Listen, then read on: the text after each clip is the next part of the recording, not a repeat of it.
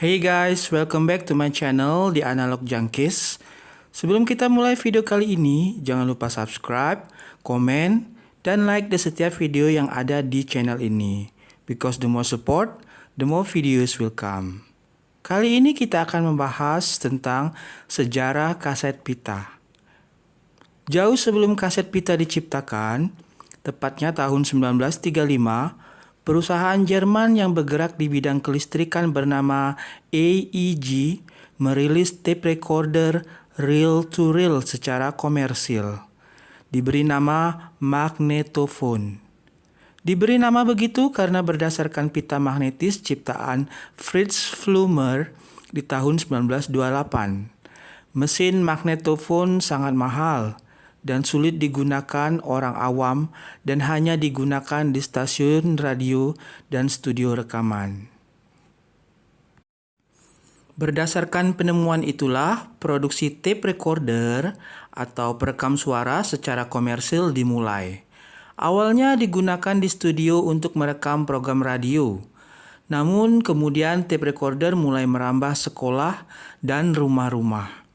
Terhitung ada 1 juta rumah memiliki alat ini di US pada tahun 1953. Dan barulah pada tahun 1960-an, mesin pemutar pita magnetis mulai dipasarkan saat desain mesin tersebut menjadi lebih ramah pengguna atau user-friendly. Ditambah pula terciptanya transistor yang menggantikan tuba vakum yang mudah rusak dan mahal pada desain terdahulunya. Tapi, walaupun dipakai di rumah, pita reel-to-reel masih bersifat esoterik atau hanya kalangan tertentu saja yang mengerti mesin ini. Di awal 1960-an, perusahaan bernama Philips menugaskan 2 tim untuk menciptakan versi mininya reel-to-reel. Awalnya yang tercipta ada 2 macam versi ya, 1 gulungan dan 2 gulungan. Philips memutuskan memakai desain dengan 2 gulungan untuk dikembangkan. Dan diperkenalkan untuk pertama kali pada Agustus 1963 di Berlin Radio Show. Merek dagang temuan itu diperkenalkan sebagai compact cassette saat masuk pasar US. Oh ya, tim yang menciptakan compact cassette ini dipimpin oleh Lou Ottens, insinyur asal Belanda yang kemudian diakui sebagai pencipta kaset pita. Selain itu, Philips juga menawarkan mesin pemutar kaset buatan mereka bernama Philips Tip 3302. Hingga tahun 1966, lebih dari 250.000 unit recorder terjual di US dan Jepang menjadi negara pemasok terbesarnya. Lalu Philips pun membuat standarisasi kaset ciptaan mereka dengan menggandeng Sony untuk memberi lisensi secara cuma-cuma. Produksi massal kaset kosong dimulai pada 1964 di Hanover, Jerman. Dan kaset berisi musik yang juga dikenal dengan nama music cassette atau disingkat MC diluncurkan di Eropa tahun 1965. Perusahaan rekaman Mercury yang merupakan afiliasi Philips di US memperkenalkan MC ke publik US pada tahun 1966, tepatnya bulan Juli. Kaset terdiri dari 2 gulungan mini, di mana pita berbahan polyester berlapis bahan magnetis ditarik ulur untuk menghasilkan suara. Kedua gulungan dan pita tersebut dilindungi dalam cangkang plastik berukuran 10 cm x 6,3 cm x 1,3 cm. Kaset yang awalnya hanya diperuntukkan untuk merekam suara dan dipakai di mesin dikte tidak cocok untuk musik.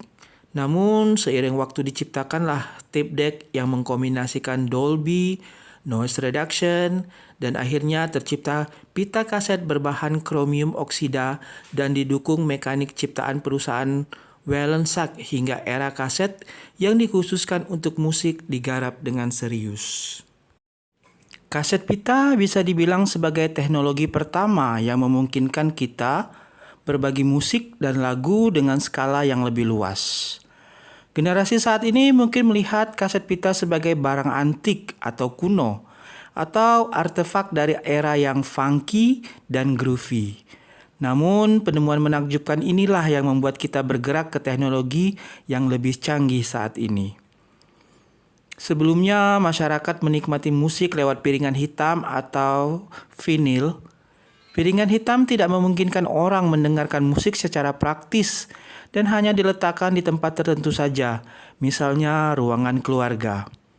Nah, kehadiran kaset dan kemudian hadirnya boombox dan diciptakannya pemutar kaset untuk kendaraan di tahun 1968 membuat ritual menikmati musik menjadi lebih mudah dan nyaman. Harga yang relatif murah dan bentuk fisik yang imut membuat kaset menjadi media yang disukai banyak kalangan dan menggusur piringan hitam. Lalu, apa hebatnya penemuan kaset ini? Compact cassette dianggap sebagai temuan revolusioner karena memberi orang dari semua kalangan untuk menikmati musik dan merekam suara apapun. Lalu, apa hebatnya penemuan kaset ini? Compact cassette dianggap revolusioner karena memberi orang dari semua kalangan untuk menikmati musik dan merekam suara apapun. Sebelum ada kaset, memang sudah ada teknologi reel-to-reel, namun terlalu besar dan memerlukan orang yang terlatih untuk mengoperasikannya. Saat kaset dan pemutarnya secara masif dipasarkan, bukan saja musik menjadi generik dan terjangkau bagi kalangan, namun musik menjadi sesuatu yang bisa dinikmati secara portable. Kaset juga memungkinkan semua orang memilih dan memiliki jenis musik yang disukai untuk didengarkan. Bahkan semua orang bisa membuat mixtape, yaitu kompilasi musik yang disukai dan bisa dihadiahkan ke orang lain. Bahkan mixtape menjadi bagian kultur pop yang dikenang sampai sekarang. Apalagi ketika Walkman Sony diluncurkan. Kaset pita hasil ciptaan Philips ini meroket dan mencapai puncak kejayaannya. Walkman memberi orang-orang, terutama kalangan muda, kebebasan mendengarkan musik kapanpun dan dimanapun dengan stylish. Tak perlu menunggu di dalam mobil atau di ruang tengah rumah hanya untuk mendengarkan musik. Kaset pita mencapai puncak kejayaan di era 80-an dan 90-an. Namun perlahan saat compact disc atau CD masuk pasar musik, kaset pita mulai tak dilirik lagi secara perlahan. Hingga akhirnya era kebangkitan vinil yang dimulai tahun 2011, kaset mulai dilirik lagi dan beberapa penyanyi top dunia memasarkan karya mereka dalam bentuk kaset. Well, sekian video saya kali ini. Semoga ada manfaatnya.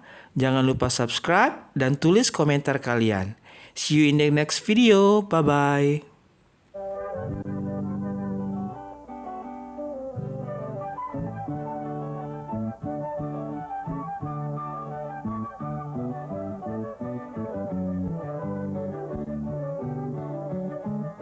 Él también lo hubiese elegido. Cassettes Pioneer. 4 diferentes tipos para una excelente grabación. Cassettes Pioneer. La copia fiel del sonido original.